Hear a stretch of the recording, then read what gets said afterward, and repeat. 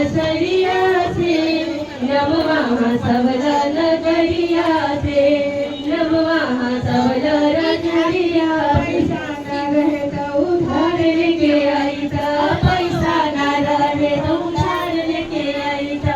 अपना बहिनिया से कर्जा चुकाई था अपना बहिनिया से कर्जा चुकाई था घूमना जाएगा बजरिया से बांधी के राघव रसरिया से नमवा सवला सहरिया के नमवा सवला अंगनवा के पैसा न रहे तो उधार लेके आई था पैसा न रहे तो उधार लेके आई था अपना फुआ से कर्जा चुकाई था अपना ही फुआ से कर्जा चुकाई था घूमना जाता बजरिया से